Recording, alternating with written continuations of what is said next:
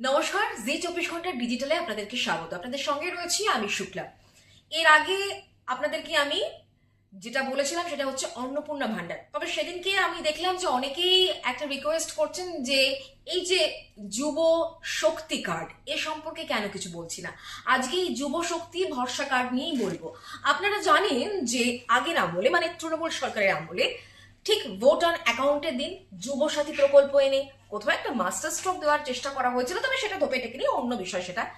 তারই পাল্টা হিসাবে আপনি বলতে পারেন যে এবার এই রাজ্য সরকার, নয়া বিজেপি সরকার, তারা তাদের যে প্রতিশ্রুতি দিয়েছিল যে যুব শক্তি ভরসা কার্ড আনবে, সেটা তারা কিন্তু আনতে চলেছে।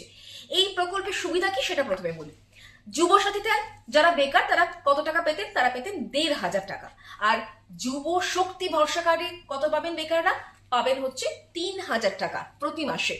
তার জন্য কি মানদণ্ড, মানে কি ক্রাইটেরিয়া, আপনি কেন পাবেন, কারা পাবেন, সেটা প্রথমে বলি। প্রথমত হচ্ছে আপনাকে মাধ্যমিক বা সমতুল পাশ করতে হবে, সেই সঙ্গে বয়স হতে হবে ২১ থেকে ৪০ বছরের মধ্যে।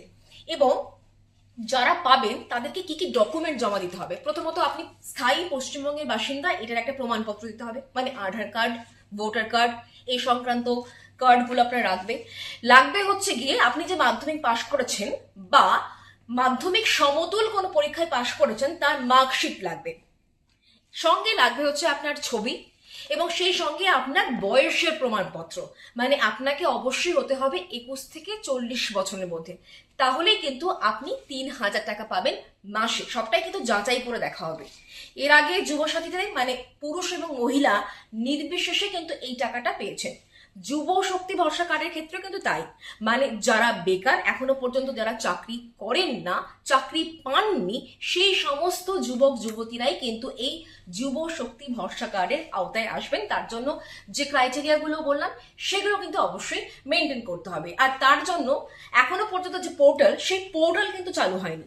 মনে করা হচ্ছে, এখনো পর্যন্ত সূত্র মারফত আমরা যে খবর পাচ্ছি, যে আগামী জুন মাস থেকেই এই সংক্রান্ত পোর্টাল সেটি আপনি পাবেন এবং ফর্ম অনলাইনেই ফিল আপ করতে হবে। এখনো পর্যন্ত এমনই খবর কিন্তু পাওয়া যাচ্ছে। আর এরকম আরো খবরের জন্য অবশ্যই দেখতে থাকুন জি 24 ঘন্টা ডিজিটাল।